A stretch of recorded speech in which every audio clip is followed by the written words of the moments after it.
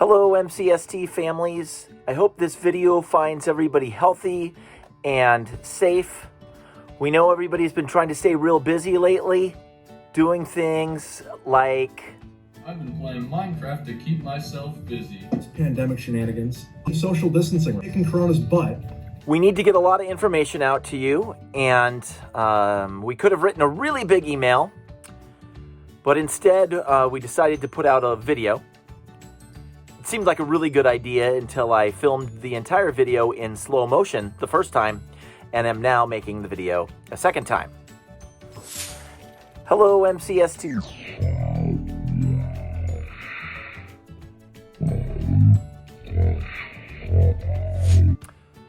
Well, the purpose of this video isn't really for entertainment. We don't have a lot of pictures of cute kids and their dogs.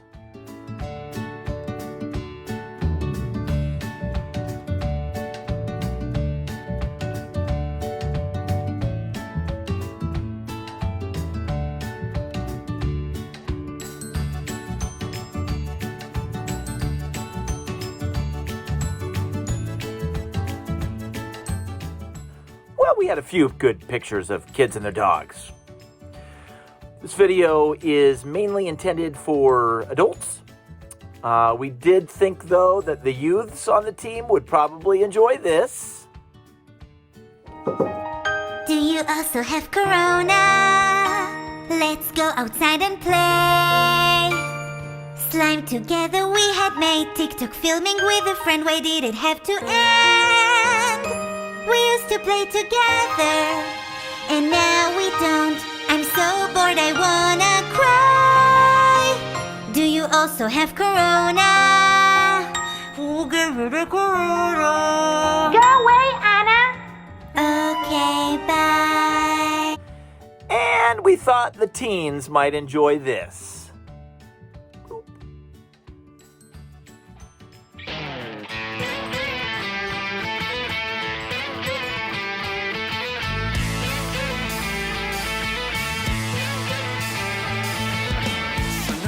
Told you life was gonna be this way. Your job's remote, you're broke, you're hiding from the plague. It's like you're always stuck in quarantine, and you might be there a day, a week, a month, or even a year, but I'll be there for you. Well, along with staying busy with emails and digital homework and Google Docs, one activity I do every day is go onto the Contra Costa County Health Department website. For Contra Costa County Health Services, you can click on local information and then scroll down a little bit to where it says frequently asked questions. There's information there about swimming pools and why they're closed, and I check that daily for updates. Some of the information in today's video is from that website. It's also from some extensive conversations with employees at the City of Martinez and other coaches around the county. So we've created this little video, and the goal of the video is to tell you what could look different this year if you were to participate in the Martinez Community Swim Team. As you know, we're currently in a shelter-in-place through the end of the month of May. And although some arenas or courts have had loosened restrictions, one place those restrictions have not been loosened up is swimming pool facilities. Chlorine may kill the virus, but the concern with pools is that the transmission of the virus would happen primarily through the difficulty in social distancing. While a coach might be able to wear a mask on the pool deck, I think it's going to be very difficult for the swimmers to wear a mask in the pool. I did have a really cool idea, though. If we got one of those Fini snorkels and capped it up at the top of it with some sort of filter, then I think we could make this work. So Max, you're the only one I know who has one of those snorkels. Get busy. So now what I would like to do is I would like to describe how swimming will probably look different to the 60-plus summer recreational swim teams in Contra Costa County. One change we know there will be this summer is a limited number of swimmers in the pool at a time. Nobody knows exactly what those limitations are yet. With limited numbers of swimmers in the pool, we know that our practice groups will be smaller. Swimmers will be in lanes with significantly less people than in the past. The city has made it clear that we would probably be able to extend our hours of use at the pool to accommodate more swimming groups during a day, which is good news. One thing that we've been told is that there would be no sharing of any equipment at a swim practice. Swimmers would be responsible for bringing kickboard, pull buoy, paddles, fins, and all that type of equipment themselves. Of course, at the beginning of the season, we could check out all the equipment we have so people don't have to buy all new equipment, but everybody would be bringing their own equipment to and from every day. This would not be a big change for swim team, but we have been told that swimmers would have to be very diligent and teams would have to be very diligent in making sure that the same groups of swimmers practice together every day. So, for instance, if 12 kids are allowed to be in the pool at a time, it'll always be the same 12 kids from 8 to 9 o'clock every day, possibly with the same coach every day to limit the amount of exposure to other kids. Now, we have also heard that it's possible that if siblings practice together, since they don't have to necessarily practice social distancing, we might be able to put more kids in the pool. And I know, ladies and gentlemen, that if Kenzie, my daughter, who's 15, was told swim practice is starting tomorrow, she'd be like, woo, I'm ready for it. I'm ready to get back into it. And then if I told her, and your little brother Mac is going to be in the lane with you, she'd be like, yeah! He'd probably enjoy it. Her, not so much. Another possible change with our practices is that they would probably be drop-off only, except for maybe the youngest swimmers on the team. Swimmers would also, when they came to the pool, probably have to come ready to swim. We would try to minimize any use of the locker rooms and showers as much as possible. Because the number of swimmers in the pool is going to change, so are the practice times. We don't know exactly how yet, but we would anticipate that we would start again at 7, go till about noon, and fill in practices as best we can. But what you see online for your child's practice time, that would very likely change. Oldest kids first, youngest kids last during our practice sessions. We know people are going to have a lot of questions about swim meets. Well, no swim meets have been officially canceled yet, but I just don't see how it's going to work. We've basically been told that county isn't going to happen. It's very unlikely. We've been told that several of their large-scale invitationals are canceled. Everybody's kind of waiting for the health department to just put it out there that this is the maximum number of people in a facility at a time. There's a lot of talk about doing things that are still fun, virtual swim meets, comparing times with other teams, racing within your practice for times. But the structure of a swim meet is not at all going to look the same as to the past. I mean, the good news with that is that if you're a parent that doesn't like doing all the jobs, there's basically going to be little to no jobs for parents to have to fulfill this season. So in the past, if you've had 10 jobs that you've rushed from work to go to, you're not going to have to do that. There's one more large change that we're probably going to see that will affect primarily our younger swimmers. If you signed up for Little Otters, if your swimmer is a 6 and under, or if there's a 7-8, listen carefully. The good news is that the Center for Disease Control has deemed swim lessons as an essential service to keep kids safe, to keep them from drowning. But the way a swim lesson would probably run this summer is very different.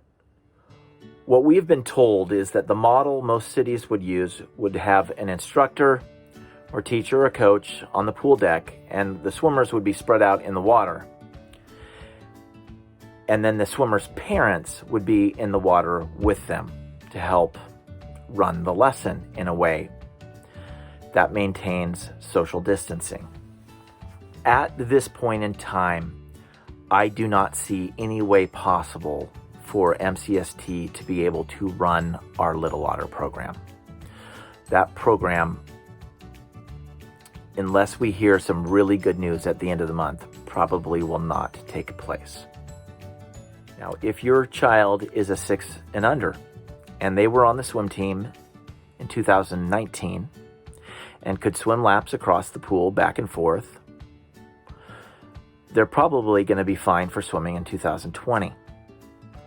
But if you have a 6 and under who's brand new to the Martinez Community Swim Team, or who has never been on a swim team before, or does not have a really deep background with swim lessons, we may not be able to accommodate them this summer, which is, along with our little otters, really disappointing to us not to be able to help you and to help your children.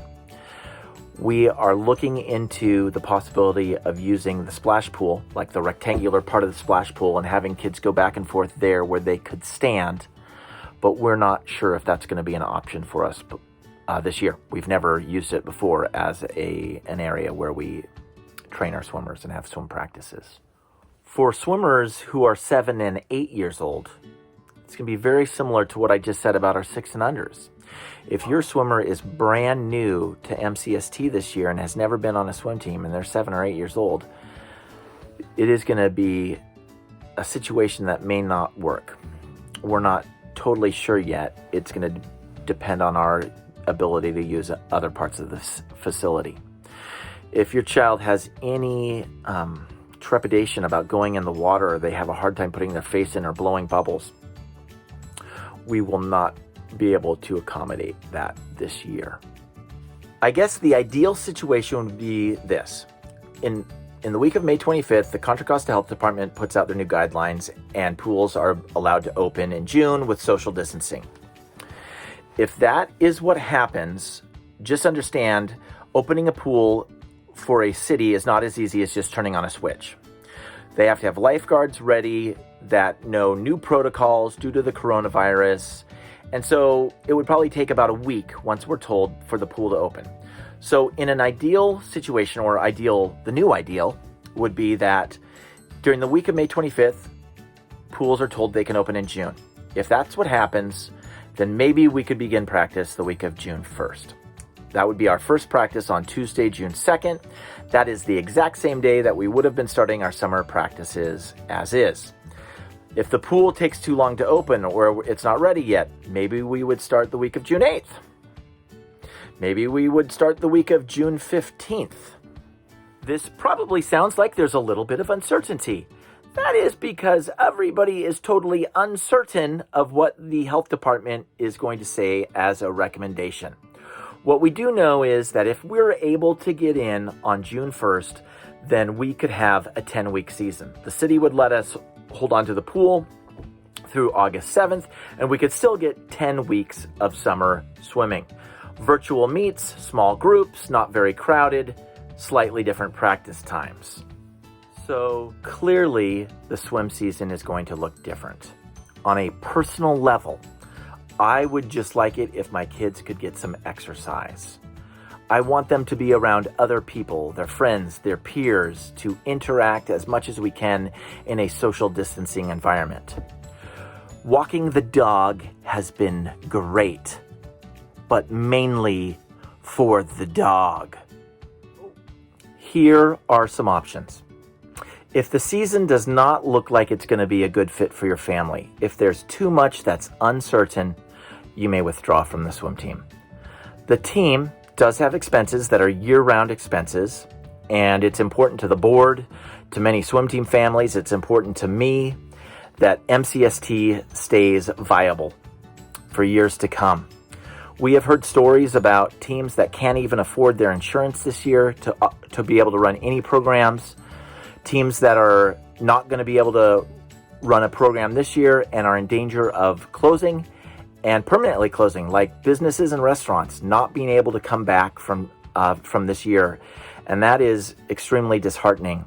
And we want to make sure that our team is stable in years to come so that we can be a service to the city of Martinez, to the children of Martinez. Therefore, those families who wish to withdraw from the team will receive a refund minus $25 from the fees you paid. That is less than 6% of the total fees that you paid. A lot of that actually just covers the fees the team pays when you pay with a credit card. And then when you get your money back on a credit card, the team has to pay fees again. And that $25 will help make our team stay stable this year. And if you think like, but it's only 1 year, that may not be the case. See, rec departments in California are now planning on these types of issues lasting for several years. That it's not just going to be the summer of 2020. It could be the summer of 2021 also, where there's different requirements and swim teams may still not be able to return to what it used to be like. It may be different for a couple years.